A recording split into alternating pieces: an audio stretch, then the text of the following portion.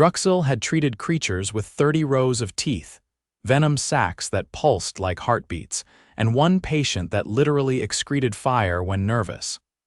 Yet nothing had prepared him for the beast currently pacing inside Containment Bay 12. The creature was massive. Over 3 meters long, covered in thick black fur, with a jaw that could split a Durasteel crate in half. Its eyes, 2 burning embers of gold, tracked every movement with calculating intensity. It had already ripped through reinforced restraints during transit, and the containment field now buzzed with strain every time it stepped too close. Its claws dug into the floor with each step, scoring deep gouges in the plated alloy. Druxil stood behind the observation pane, his 4 fingers twitching nervously. His assistant, a younger Ralvian named Veth, kept glancing sideways at him. "Why is it just pacing?" Veth asked, voice high with unease. "It's hunting," Druxil said, "or thinking about hunting. Or pretending not to be hunting. I don't know, I've never seen anything like it." They both jumped as the beast lunged at the barrier. The energy field shimmered but held. A guttural, thunderous sound like a growl filtered through grinding stone came from its throat. Then it resumed pacing. "This one came from Earth?" Veth asked, incredulous. Druxil nodded. "It arrived with a Terran cargo vessel. The crew claims it's a companion animal." Veth stared in disbelief. "A companion for what? Planetary defense?" Druxil didn't respond. He was too focused on the beast's muscles rippling under its fur, the way it moved like liquid steel. He'd seen apex predators before, but this one didn't just dominate, it owned the space it stood on. Just then, the door behind them hissed open. A man stepped through, wearing a dark jacket, dusty jeans, and a look of mild annoyance like he'd just been pulled out of a barbecue mid-burger. His face was lined, tanned from sun exposure, with shaggy brown hair and a scar running down his left cheek. He carried a small bag slung over one shoulder and a datapad under one arm. "Where's the big guy?" he asked, scanning the room. Druxil blinked. "You must be the human we were told about." "Name's Keiran Zale," the man said, striding forward and stopping just short of the glass. "You got my dog in there." Druxil's jaw twitched. "That is a dog." "Sure is," Keiran said. He tapped the glass. "Hey, buddy." The beast immediately stopped pacing, perked up, and let out a deep bark that made the walls vibrate. Its tongue lolled out of its mouth, and its tail, a thick, meaty appendage, thumped the floor with enough force to echo through the room. Druxil recoiled. "It responded to you." "Of course it did," Keiran said. "Raised him from a pup." "His name's Moose." "Moose," Druxil repeated like the word was a disease. "Yeah, you know, like the big antlered forest animals back on Earth." Veth leaned toward Keiran. "So it's not dangerous," Keiran shrugged. "Only if you're a bone, steak, or try to steal my truck. Otherwise, he's harmless." Druxil pointed at the gouges in the floor. "He shredded our alloy plating." "He gets anxious in small spaces," Keiran said. "He's used to a backyard and a couch." "You try stuffing a St. Bernard wolf hybrid into a sterile containment cell and see how he takes it." Druxil's eyes narrowed. "You bred it with a wolf." "Not me personally," Keiran said. "Somebody in the Rockies started the line. Moose is 5th generation, smart as hell. Loyal too." Druxil gestured toward the data terminal. The crew log stated that it destroyed a navigation console. "Because the navigator was screaming and swinging a wrench," Keiran said. "Moose panicked." Veth blinked twice. "He panicked." "He's not used to yelling," Keiran said. "Or wrenches." Druxil exchanged a glance with Veth. "We'll need to run diagnostics, blood tests, behavior scans, no problem," Keiran interrupted. "But I'm going in first. If he thinks he's been abandoned, he'll get worse." Druxil stiffened. "Absolutely not. That thing your dog could crush you." Keiran slipped off his bag and handed it to Veth. "Relax, he's mostly a snuggler." Before Druxil could argue, Keiran keyed in the access code and stepped through the door to Containment Bay 12. The energy field buzzed and dropped for half a second before reactivating behind him. Inside, Moose froze. Then he let out a howl that shook the ceiling, bounded forward, and launched into Keiran with enough force to knock him flat. Druxil gasped and instinctively reached for the emergency override. But Keiran was laughing, flat on his back, arms around the beast's neck. He ruffled Moose's ears while the dog licked his face enthusiastically. "Easy, big guy, I missed you too?" Moose whined and nuzzled into Keiran's chest, huge tail sweeping across the floor like a broom. Veth tilted his head. "That doesn't look like an attack." "No," Druxil muttered. "It looks like affection." For the next 10 minutes, Keiran ran Moose through a series of commands. Sit, stay, down, roll. The creature obeyed, each with military precision. He even fetched a metal cylinder and brought it back, tail wagging. Druxil entered the containment slowly, scanning Moose with a handheld device. The readings came back stable. Elevated heart rate but no aggression markers. No signs of disease. Moose sniffed at Druxil, then sneezed. "He's not fond of your cologne," Keiran said. "I'm not wearing any," Druxil replied stiffly. "Exactly." By the end of the day, Moose had been moved to a larger, more comfortable room with a bed-sized cushion. Keiran stayed nearby, helping the veterinary team collect samples, scan vitals, and monitor behavior.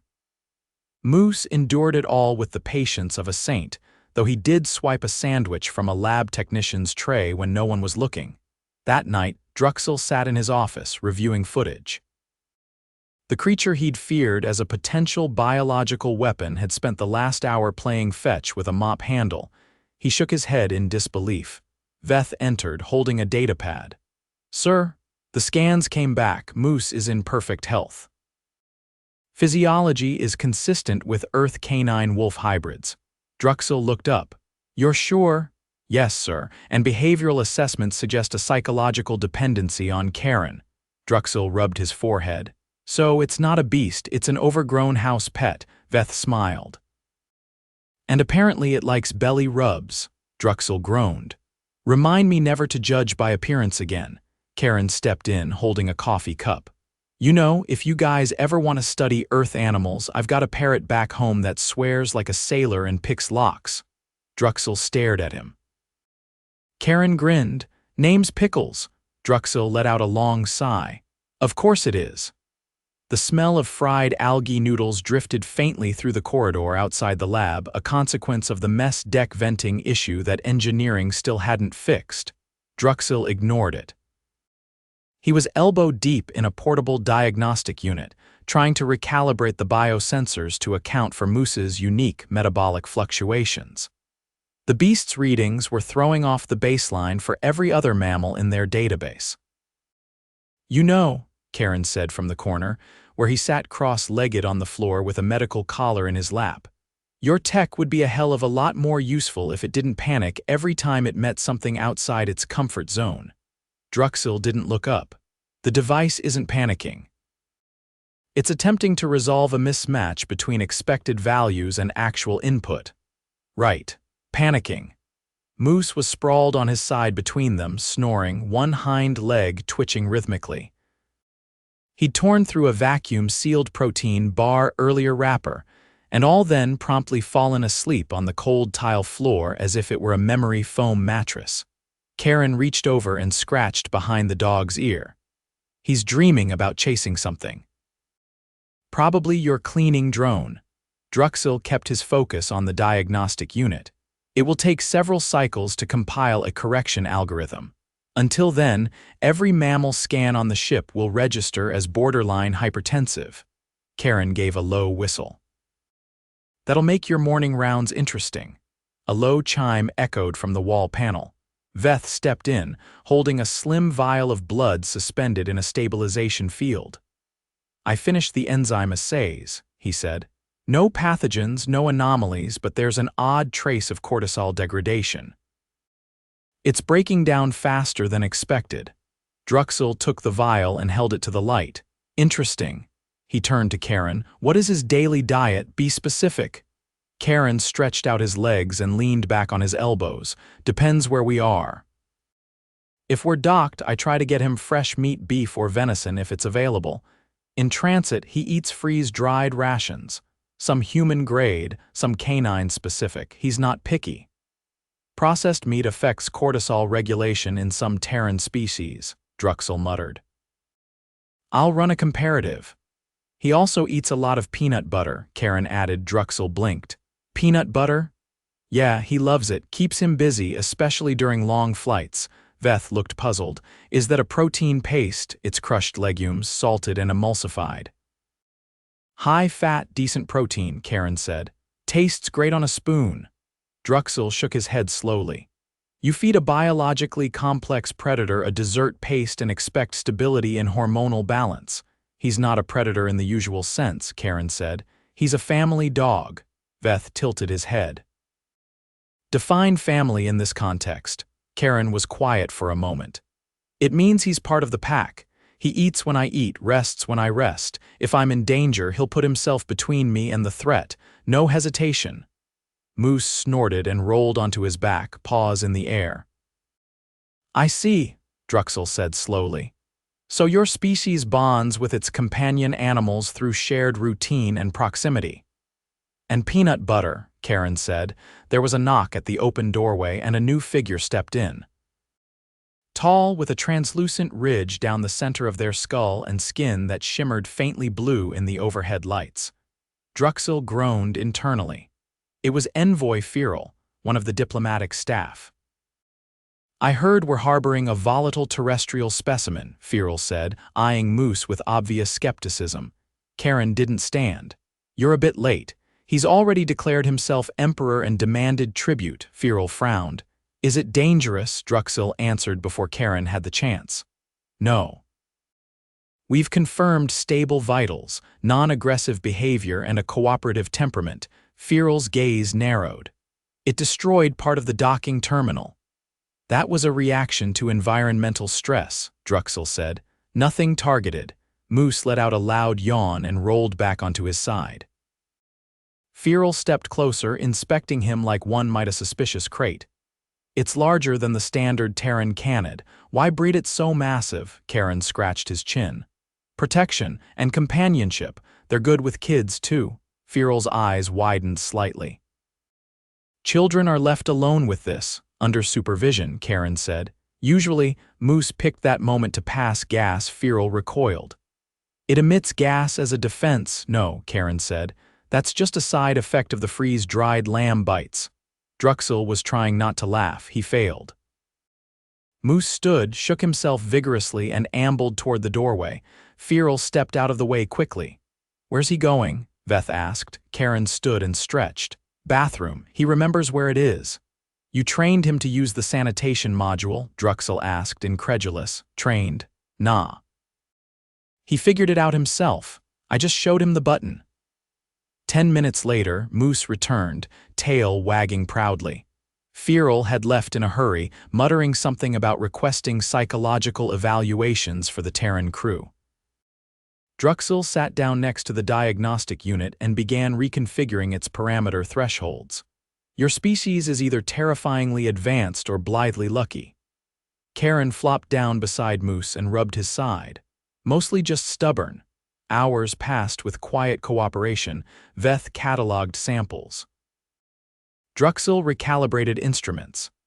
Keiran helped restrain Moose gently for a neural scan, which the dog tolerated with the stoicism of a seasoned diplomat. At one point, Keiran removed a splinter from Moose's paw using a sterilized clamp and a flashlight held between his teeth. It's impressive, Druxil admitted. You have no formal training, yet you knew precisely where to look. Had to learn after he stepped on a cactus once, Keiran said. Out near Flagstaff, he limped for 2 days and gave me the saddest eyes you've ever seen. Druxil considered that. You're self-taught, most people are with pets, trial, error, and a lot of online forums. Veth looked up.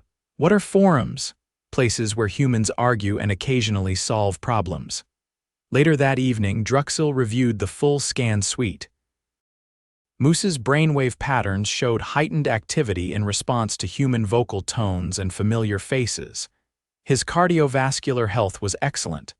Liver enzymes slightly elevated, likely due to the peanut butter. Nothing dangerous, nothing abnormal for a human dog. Your creature is cleared, Druxil said. You may resume travel, but I recommend adding more fiber to his diet. Keiran gave a lazy thumbs up while Moose tried to climb into his lap. Veth typed notes into the console. We should update the interspecies database. Log the behavioral patterns, dietary preferences, and recommended environmental conditions. Druxil nodded.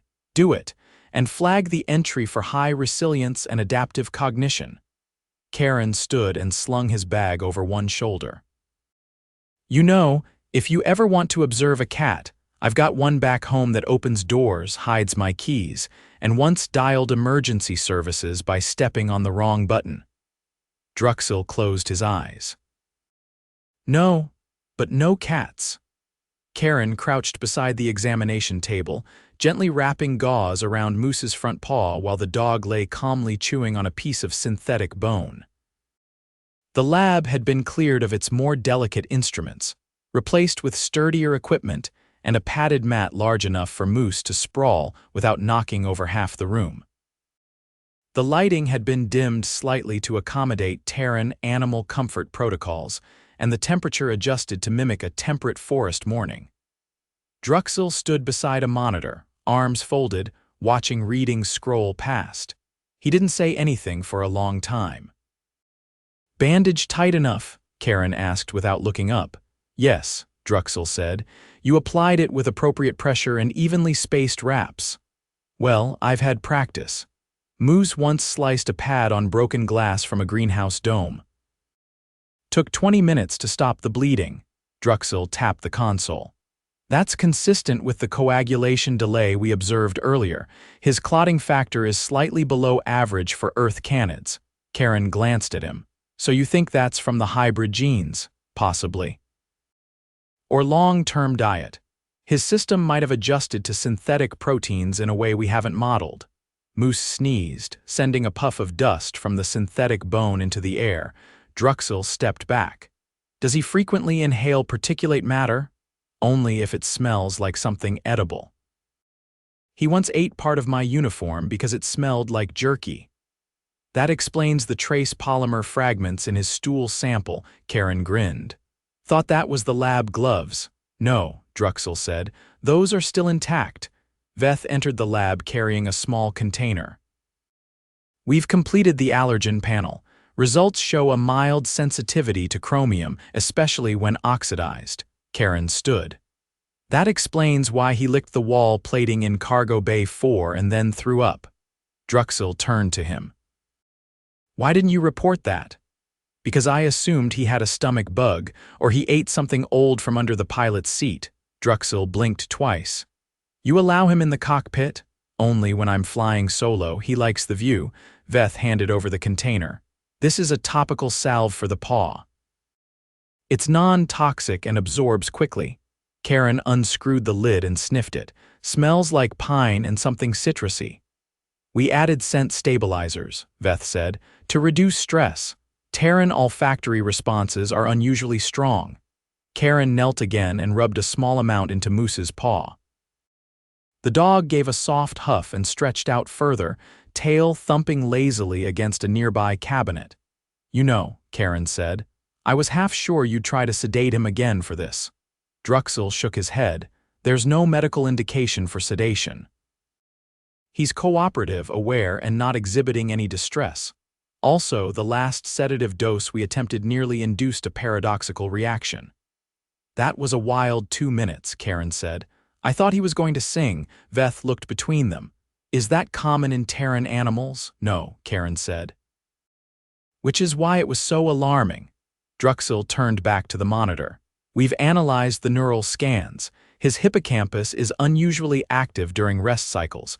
We believe he's forming long-term spatial memories in his sleep.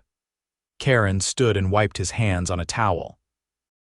He always knows where we've been, even years later. Took him back to a canyon trail once that we hiked when he was a pup, led the way like he had a map.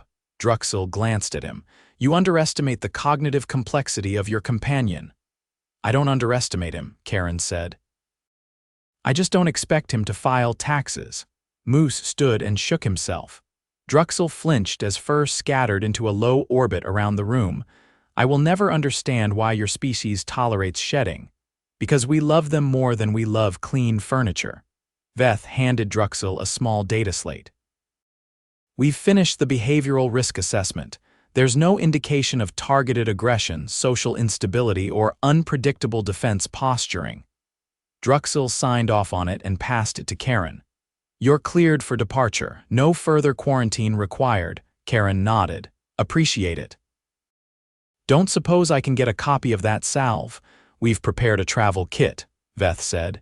Includes dietary supplements, emergency wound closures, and a pheromone diffuser calibrated to your scent.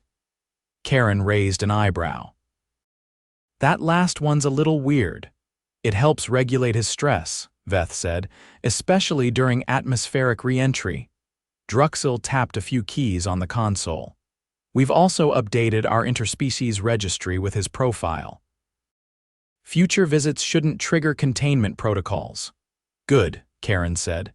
Because last time I had to wrestle him into a cargo net, neither of us enjoyed that. Moose approached Druxil and sat, tail brushing the floor softly. He looked up with what could only be described as hopeful expectation. Druxil hesitated. Then, awkwardly, he reached out and placed a hand on the dog's head. Moose leaned into it, eyes half closing. That's a sign of trust, Keiran said. I'm aware, Druxil replied. I just didn't expect it to feel so warm. He runs hot, Keiran said. Always has. Veth approached with a small bag and handed it to Keiran. There's also a microchip update included. We adjusted the frequency so it won't interfere with local medical scanners. Keiran slung the bag over his shoulder. Thanks, I'll make sure it gets implanted next time we're dirtside. Druxil looked at him. You're very pragmatic for someone who treats his animal like a co-pilot. I have to be, Keiran said. He's not just a pet, he's family. And family doesn't get left behind because a scanner threw a fit. Moose let out a low, contented bark. Druxil looked between them, then nodded slowly. I misjudged both of you. You weren't the first, Keiran said. They walked out together, Moose trotting beside them with an easy gait.